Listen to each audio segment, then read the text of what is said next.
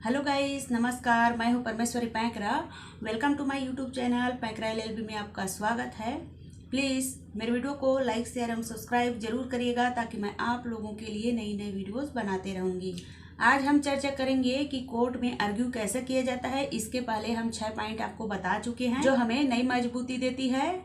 और कोर्ट में आर्गुमेंट करने की उन 6 बातों में से थी कि कैसे क्लाइंट की ब्रीफिंग होती है, कैसे रिसर्च करनी है, कैसे ड्राफ्ट करनी है और कैसे आपको कोर्ट में जाने से पहले तैयारी करनी है। हम एक कदम आगे बढ़ते हैं कि कैसे हमने अच्छी से तैयारी कर ली है, लेकिन जब आपका कोर्ट में नंबर आए तो पहली लाइन आपको कैसी बोलनी है और कैसे उसे अंत तक ले जाना है, इन सब बातों के बारे में हम चर्चा करेंगे।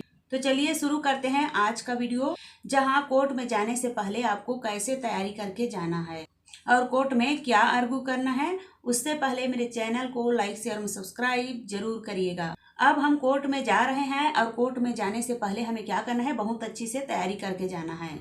तो आपने अच्छी तरह से रिसर्च कर ली है, ड्राफ्टिंग कर ली है। अब आपका नंबर आने वाला है कोर्ट में और कोर्ट में आप जाएंगे तो सबसे पहले आपको क्या बोलना है। आप हमेशा यही सोचते हैं, तो पहले आपको 6 पॉइंट दे चुकी हूँ, तो मैं आपको 7 टिप्स दे रही हूँ। तो ये 7 टिप्स आपको ध्यान रखनी है। इससे पहले हम 6 टिप्स बता चुके हैं। तो जब भी आप कोर्ट में जाएं तो सबसे पहले आपको इस बात का मेंशन करनी है, यह पिटीशन किसके बारे में है और अल्टीमेटली रेयर मामले क्या है। उसकी एक रीजन मैं आपको देती हूँ। जब आप कोर्ट के सामने जाते हैं तो कोर्ट में बहुत सारी पिटीशन लगी होती है, बहुत सारे ऑफेंसेस होते हैं और बहुत सारे सिविल डिस्प्यूट के मामले होते हैं। तो बहुत सारे एप्लीकेशंस होते हैं और जजेस को समझने में भी टाइम लगता है कि आप अल्टीमेटली आए किस लिए हो। तो आपको सबसे पहले बताना है कि माय लॉर्ड, पिटीशन इस बात की है और अल्टीमेटली मैं ये लेकर आया हूँ। जैसे एग्जांपल के रूप में, जब आप किसी क्लाइंट को रिप्रेजेंट कर रहे हैं जिनके खिलाफ कोर्ट में एफआईआर हुई है और आप जाते हैं CRPC 482 के अंदर अनेबल हाई कोर्ट में फॉर एफआईआर क्वेश्चन के लिए, तो अगर आपको शुरुआत करनी है तो आप सीधा नहीं बोलेंगे कि माय लॉर्ड मेरे क्लाइंट नहीं हैं, ये किया वो किया, उनके ऊपर ये ऑफेंसेस लगा है। अगर उस क्लाइंट की इस तरह से बात रखेंगे तो जज भी उस बात को नहीं समझ पाएंगे कि आप चाहते क्या हो। स्टेज में आपने देखा होगा कि जज कहते हैं कि भाई आखिर आप चाहते क्या हो।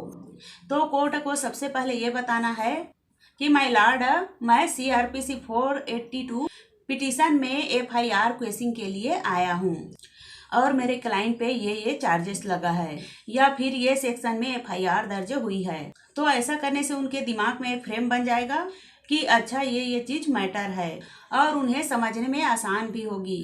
तो हमेशा शुरुआत करने में आप कोर्ट को सही बताएं कि सर ये क्या पिटीशन है और अल्टीमेटली यह क्या फैक्ट लेकर आया है। ये आपको 5 सेकंड में कहना है। जैसे ही आपने किया, अब आपको आगे बढ़ना है और आपको सबसे पहले उस केस का फैक्ट बताना है। फैक्ट आपको कोर्ट के सामने बहुत अच्छे तरीका से बताना है कि माय लॉर्ड, पेज नंबर 1 2 3 4 जो भी है, रिलेवेंट पार्ट आपको बताना है कि ये पैरा में ये है, ताकि जजेस भी आपको जल्दी से क्रॉस कर पाएं और जल्दी से कैच कर आपकी बातों को समझ जाएं। जब आपको रिफर कर रहे हैं तो आप ऐसे ही पहले लाइन से पढ़ना शुरू करें या आप सीधा इंपॉर्टेंट पॉइंट पढ़ें, क्योंकि कोर्ट के पास बहुत कम समय रहता है। तो आपको फैक्ट बहुत अच्छे से पढ़ना है, क्योंकि ये मेरा अनुभव है कि जब भी हम फैक्ट पढ़ते हैं तो हमें ऐसा लगता है कि हम इस फैक्ट को शायद छुपा देंगे तो हमारे क्लाइंट को जल्दी रिलीफ मिलेगा। ऐसा गलती कभी ना करें, क्योंकि आपका मैटर कितना भी अच्छा हो और अनेबल जज को ये पता लग जाए कि आपने इस पॉइंट को चीट करने की कोशिश की है, तो वे पूरा मैटर को चेंज भी कर सकते हैं और हो सकता है वे आपके क्लाइंट को रिलीव भी ना करें। इसलिए कभी भी कोर्ट में अपने क्लाइंट की कोई भी बात ना छुपाएं। अब ये आपके ऊपर है, क्योंकि आप उनके एडवोकेट हैं कि कैसे आपको घुमाते हैं, वो आपके ऊपर है। तो आपने अपना फैक्ट बोल दी। फैक्ट बोलने के बाद आपको आना है माय लॉर्ड, ये सेक्शन है, ये लॉ है, ये केस लॉ है। तो आपको फैक्ट के बाद लॉ पर डिस्कस करनी है। तो ये लॉ पे, एप्लीकेशंस पे मेरे क्लाइंट को क्या क्या हो सकता है। अब जैसे मैंने आपको कही कि FIR आर्ग्यू कर रही हूँ, FIR क्वेश्चन में मेरे क्लाइंट को 406 420 IPC इलीगेशंस हैं और उसमें एलिगेशंस में कोई कॉन्ट्रैक्ट ब्रीच कर दिया है। अब जब मैं आर्ग्यू कर रही हूँ तो पहले मैंने बोल दी है कि 406 420 IPC में फॉल्ट FIR क्वेश्चन के लिए मैं आई हूँ और उसके बाद मैं सारे फैक्ट दी और जब मैं लॉ पर अवगत करूंगी कि माय लॉर्ड 406 सेक्शन ये कहता है, 420 IPC ये कहता है और ये मेरे क्लाइंट पे क्यों नहीं बनता, उसका ये कारण है। और ऑनरेबल सुप्रीम कोर्ट ने इस केस को ऐसे ऐसे डिसाइड कर रखा है, तो मैंने फैक्ट वाला रख दी, लॉ रख दी, और फिर थर्ड पार्टी पे आकर मैं कहूंगी कि मेरी प्रेयर को my Lord my requesting FIR को क्वेश्चन करे। जवाब भी इस तरीका से फैक्ट, लॉ और अल्टीमेटली प्रेयर को आप सामने रखेंगे तो आपके आर्गुमेंट पे फ्लो आएगा और ऑनरेबल कोर्ट भी आपके बात को बहुत अच्छे तरीका से समझ पाएंगे। अब आप ये तो जान लिए कि मुझे क्या फ्लो रखना है, लेकिन पता है कभी कभी फ्लो रखने में कोई छोटी सी गलती हो जाती है।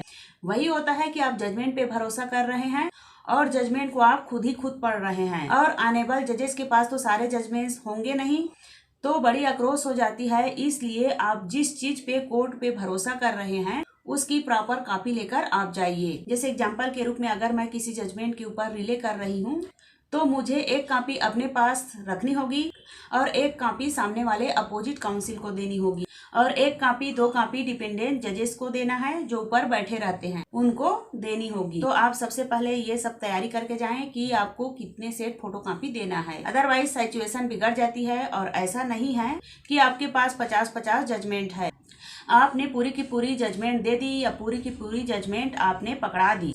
ऐसा ना करें। आप एक काम करें, आपको जो रिलेवेंट पेज बढ़ाने हैं वही पेज फ्लैग कर दे या वहां पर हाईलाइट कर दीजिए ताकि ऑनरेबल जजेस को इस पैराग्राफ पे आने से आसानी होगी। आप ऑनरेबल जजेस को जितना आसानी से समझाने की कोशिश करेंगे और उनको पढ़ने में जितना ही कन्वेंस आप बनाएंगे उतना ही चांसेस होता है आपको रिलीव करने में। अदरवाइज क्या होती है, जब बहुत सारी बड़ी बड़ी फाइलें होती हैं और ऑनरेबल जजेस को लगता है टाइम बहुत कम होता है, बहुत सारी पिटीशन है, तो जजेस कई बार बहुत सारे फाइलें देकर कहते हैं कि ठीक है अगली बार देखेंगे, या हो सकता है आपके फाइल को देखकर इसमें ये नहीं है वो नहीं है कहकर अगली बार देखेंगे कह दें। इसलिए मेरा अनुभव है कि कितना भी बड़ा मैटर हो तो आप जितना ही सिंपल बनाओगे, जितना ही सरल करोगे, उतना ही जल्दी आपको रिलीफ मिलने की संभावना रहेगी। अब आप ये भी जान लिए कि फ्लो क्या है। नंबर आप फोटो कॉपी भी ले गए, लेकिन आपने देखा होगा कि कभी कभी किसी की आवाज़ सुनने में मज़ा नहीं आता है और किसी किसी की आवाज़ सुनने में बहुत मज़ा आता है। तो आपको पता है इसके पीछे का कारण क्या है, आपकी वॉइस का मॉड्यूलेशन। आपको वॉइस का मॉड्यूलेशन ध्यान में रखना बहुत जरूरी है। इससे वकालत नहीं, क्योंकि हम यूट्यूब पे भी हम चैनल बना रहे हैं, वीडियोस बना रहे हैं, तो हमें अपनी बात पे ध्यान देनी होती है कि किस जगह पे क्या बोलना है और किस जगह पे क्या नहीं बोलना है। तो इन सब के बारे में हम स्टडी करते हैं कि कैसे आवाज़ को अच्छा बनाया सके ताकि आपके आवाज़ को लोग सुनने के लिए मजबूर हो जाएं। इसी तरह जब आप कोर्ट में आर्ग्यू करते हैं तो आपके आवाज़ में, वॉइस में बीच में मॉड्यूलेशन या ऊपर नीचे बराबर आना चाहिए। ऐसा नहीं है कि एक ही फ्लो में कंटिन्यूअसली आप बोले जा रहे हैं। आपको पता होना चाहिए कि आपको कब बोलना है और आपको ये भी पता होना चाहिए कि आपको कब रुकना है। आप जब भी आर्ग्यू कर रहे हैं ऑनरेबल जजेस की तरफ देखिए। यदि अगर जजेस आपस में बात कर रहे हैं, ऐसा नहीं है कि वहां आप बीच में बोले जा रहे हैं, वहां पर आप पोज दीजिए ताकि आप उनको डिस्कस करने दीजिए। अपने फाइल को चेक करने के लिए कहिए कि माय लॉर्ड इस मामले पे क्या आर्ग्यू आ सकता है। इस तरीका से आप आगे बढ़िए। ये सभी बातें आप करेंगे, यानी ऑनरेबल जजेस को जब आप ऑब्जर्व करके बात करेंगे तो आपको बहुत आसानी होगी। ऑब्जर्व आपको अल्टीमेटली शो करनी है। और आपको यहाँ पर मैं एक और टिप दे रही हूँ, अगर आपकी कोई मैटर लिस्टेड है उस दिन आप ऐसा नहीं जिस दिन नंबर आ रहा है उस समय आप जाकर बैठ रहे हैं, आप सुबह जाकर बैठिए या 1-2 दिन ऑनरेबल जजेस को ऑब्जर्व करिए और आप ये देखिए कि ऑनरेबल जजेस क्या चाह रहे हैं। देखिए हर जज का एक अलग अलग पैटर्न होता है। कोई कहता है मेरे सामने मेंशन करें, कोई कहता है 60 में आर्ग्यू करें, कोई कहता है सीधा प्रेयर बताओ, कोई कहता है मुझे सीधा रिलेवेंट फैक्ट बताओ। तो यहाँ पर हर जज का एक अलग पैटर्न होता है और हमें जजेस को अपने हिसाब से नहीं चलाना है, हमें उनके हिसाब से चलना है। ये बात बहुत इम्पॉर्टेंट है। इसलिए जब भी आप कोर्ट में जाएं तो सबसे पहले ये देखें और उन्हें पहले ऑब्जर्व करने की कोशिश करें और देखें कि ऑनरेबल जजेस मैटर को किस तरह से डील करने की कोशिश कर रहे हैं और अटेंडेंट कर रहे हैं। यदि आपको वहाँ पर अपना सेम मैटर दिख जाए तो उससे आपको ये पता चलेगा कि कैसे आर्गुमेंट शुरू करना है। इसलिए कोर्ट में जाने से पहले ऑनरेबल जजेस को ऑब्जर्व करिए ताकि जितना अच्छा ऑब्जर्व कर पाओगे उतना अच्छा आर्गुमेंट कर पाओगे। और यहाँ पर एक बात बताती हूँ कि आर्ग्यू करना क्यों जरूरी होता है, ताकि आप अनेबल जजेस का माइंडसेट को जाने, और माइंडसेट को जानना बहुत जरूरी होता है। जैसे एग्जांपल के रूप में चक दे इंडिया में शाहरुख खान ने कहा था कि अगर आपको गोल करना है तो सामने वाले के दिमाग से खेलना होगा, और सामने वाला कौन है? अनेबल जजेस है। अगर आपने सामने वाला अनेबल जजेस के दिमाग को बहुत अच्छे से पढ़ लिया है कि कब उनको क्या चाहिए, तो शायद आपसे बेहतर आर्गुमेंट करने वाला कोई नहीं है। अब हम आते हैं 11 टिप पर। जब आप किसी कोर्ट में आर्गुमेंट करने जा रहे हैं तो आपको ये पता होना चाहिए कि अनेबल जजेस ने उस पार्टिकुलर विषय पर क्या ऑलरेडी डिसाइड कर रखा है। इसलिए आपको अपने मैटर से रिलेटेड जो केस लॉ मिल रहे हैं अनेबल जजेस के पास पहले से डाउनलोड करके प्रिंट आउट लेकर पढ़कर उनके पास जाइए। ऐसा करने से आपको उनके माइंडसेट के बारे में पता चलेगा। जैसा कि मैंने पहले टिप में बताई थी कि आप जितने अच्छे से ऑब्जर्व करेंगे उतने अच्छे से आपको रिलीफ मिलेगी। इसलिए ऑब्जर्व करने के साथ साथ अनेबल जज का माइंडसेट है उस पार्टिकुलर सेक्शन पे या उस पार्टिकुलर कंट्रोवर्सी पे, वो अगर आप जान जाएंगे तो आपको बहुत आसानी होगी। लेकिन कई बार वो डिटेल ऑर्डर लिखाते हैं कि सुप्रीम कोर्ट के जजमेंट का सहारा लेते हैं। अगर आपको लगता है कि आपका भी केस वही है तो वही सुप्रीम कोर्ट का केस आप भी लगाइए, ताकि आपको आसानी होगा रिलीफ लेने में। एक और इम्पॉर्टेंट बात, अक्सर आपने देखा होगा कि जब आप कोर्ट में जाते हैं तो कई लायर्स कहते हैं कि माय लॉर्ड ये जजमेंट आपके जजमेंट से कवर्ड है। ये कवर्ड जजमेंट जनरली कहते हैं, वो इसलिए कहते हैं क्योंकि वो केस जज ने ऑलरेडी डिसाइड कर लिया होता है। तो अगर आपको लगता है कि सेम कंट्रोवर्सी है तो आप एक फोटो कॉपी हाथ में लेकर जाइए और कहिए कि माय लॉर्ड कल आपने जजमेंट किया था वैसे सेम कंट्रोवर्सी फैक्ट मेरा केस भी है। तो अनेबल जजेस को बहुत आसानी हो जाएगी आपको रिलीफ देने में। अब सबसे लास्ट और सबसे इम्पोर्टेंट टिप्स हैं। ये कोई तैयारी की बात नहीं है और ये कोई कानून की बात नहीं है, मेरे पर्सनल अनुभव बता रही हूँ और एक ह्यूमन टेंडेंसी के हिसाब से बता रहे हैं। 48 लॉ पावर बुक पढ़ी थी, उसमें एक बात कही थी जो उस बुक का पहला प्रिंसिपल था, never ever hurt the ego of your senior. यहाँ पर आपका सीनियर है अनेबल जजेस, कभी उनका ईगो हर्ट करने की कोशिश ना करिए। आप एक केस में उनसे उलझ सकते हैं, आपको वहाँ पर केस में रिलीफ मिल सकता है, लेकिन आने वाला आपका केस खराब हो सकता है। आप इस पर विचार कर सकते हैं। मेरा अनुभव है अगर आप हट करने की कोशिश कर रहे हैं तो आपको फ्यूचर में रिफ्लेक्शन देखने को जरूर मिलेगा। इसलिए इसके पीछे एक कारण भी है, वो जो अनेबल जजेस हैं वो कई सारे प्रैक्टिस करके आए हैं, कई सारे लॉ जजमेंट पढ़ के आए हैं, उन्होंने आपसे ज्यादा केसेस देखे हैं, तो शायद देयर आर बेटर पोजीशन। और अगर आपको लगता है कि अनेबल जजेस आपकी बात से कन्विंस नहीं हो रहे हैं तो आप ट्राई कीजिए कि माय लॉर्ड जो बात मैं आपको समझाना चाह रही हूँ उस बात से आप सहमत नहीं है, उस बात को मैं ऐसे लेती हूँ। प्लान बी पे जाइए, प्लान बी ना माने तो प्लान सी पे जाइए।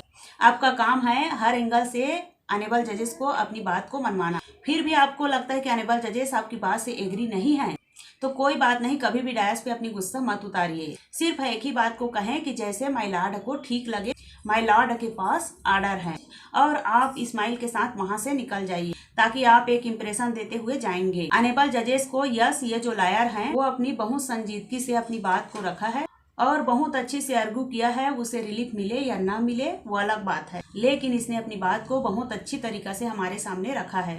ये वो सारी बातें आपको ध्यान रखनी है, और ये बातें आपने ध्यान रख ली तो मैं श्योर हूँ कि आप बहुत अच्छे आर्ग्यू काउंसिल बन जाएंगे। तो इस प्रकार कोर्ट के सामने आर्गुमेंट कैसे किया जाता है, इन सब के बारे में मैं आप लोगों को बता दी हूँ।